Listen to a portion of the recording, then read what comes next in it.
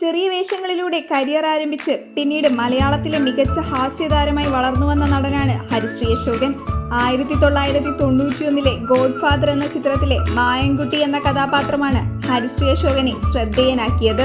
ഹാസ്യ സാമ്രാട്ടായിരുന്നെങ്കിലും നായകനായും സീരിയസ് കഥാപാത്രങ്ങളും നിഷ്പ്രയാസം കൈകാര്യം ചെയ്തിട്ടുള്ള വ്യക്തിയാണ് ഇദ്ദേഹം.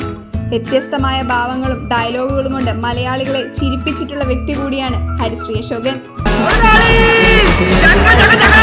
പഞ്ചാബി ഹൗസിലെ രമണനെ അറിയാത്ത മലയാളികളില്ലെന്ന് തന്നെ പറയാം.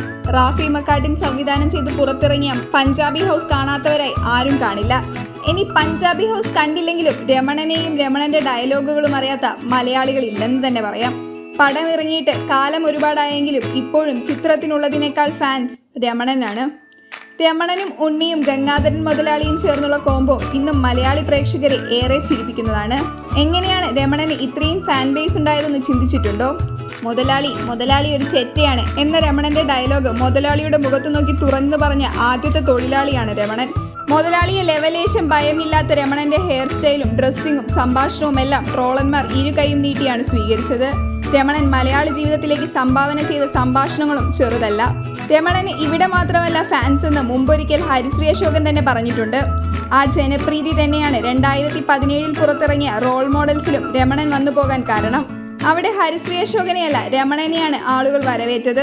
കഴിഞ്ഞില്ല, ഹരിശ്രീ അശോകന്റെ സംഭാവനകൾ ഇനിയുമുണ്ട്. CID മൂസയിലെ തൊരപ്പൻ കൊച്ചുണ്ണിക്കും പറക്കും തളികയിലെ സുന്ദരനും തിളക്കത്തിലെ ട്രെയിലർ കൃഷ്ണൻകുട്ടിയും മീശമാധവനിലെ സുഗുണനും ക്രോണിക് ബാച്ചിലറിലെ ഉഗ്രനുമെല്ലാം മലയാളികൾ നെഞ്ചിലേറ്റിയ ഹരിശ്രീ അശോകൻ മാജിക്കുകളാണ്. താമരാക്ഷൻ പിള്ള ബസ് ഓണർ ഉണ്ണികൃഷ്ണന്റെ അതിജീവനം ഒരു കോമഡിയായി അവതരിപ്പിക്കപ്പെട്ട മലയാളത്തിലെ എക്കാലത്തെയും മികച്ച കോമഡി എന്റർടൈനുകളിൽ ഒന്നാണ് പറക്കും തളിക. എന്നാൽ ചിത്രത്തിൽ താമരാക്ഷൻ പിള്ള ബസ്സിനേക്കാളും ഉണ്ണികൃഷ്ണനേക്കാളും ഫാൻസ് സുന്ദരനാണ്. സുന്ദരനും സുന്ദരന്റെ പാസ്പോർട്ടുകാരന്റെ എലിയും പ്രേക്ഷകരെ ചിരിപ്പിച്ചതിന് കയ്യും കണക്കുമില്ല. ഈ പറക്കും തളികയിലെ സുന്ദരന്റെയും എലിയുടെയും രംഗങ്ങൾ ടോം ആൻഡ് ജെറി മലയാളത്തിലേക്ക് മാറ്റി ചിത്രീകരിച്ചതുപോലെ അനുഭവപ്പെടുക. അത്തരത്തിൽ പൊട്ടിച്ചിരികൾ തീർത്ത മറ്റൊരു ഹരിശ്രീ അശോകൻ കഥാപാത്രമാണ് തൊരപ്പൻ കൊച്ചുണ്ണി. ആ പ്രകടനം കണ്ട് പൊട്ടിച്ചിരിക്കാത്ത മലയാളി ഉണ്ടാകില്ല. താടിയുള്ള കൃഷ്ണനെ ലോകം കണ്ടത് ഹരിശ്രീ അശോകനിലൂടെയാണ്. മീശമാധവനിലെ സുഗുണൻ താടിയുള്ളവർക്കും കൃഷ്ണനാകാമെന്നതിന്റെ പ്രചോദനമാണ്. പുട്ടുംകുറ്റിക്ക് ചില്ലിടാൻ മറന്ന ഉഗ്രനും പ്രേക്ഷകരുടെ ഹൃദയം സ്വന്തമാക്കിയ കഥാപാത്രമാണ്. ഈ കഥാപാത്രങ്ങളെല്ലാം ചെയ്യാൻ ഹരിശ്രീ അശോകനെ അല്ലാതെ മറ്റൊരാളെ ചിന്തിക്കാൻ പോലും സാധിക്കില്ല.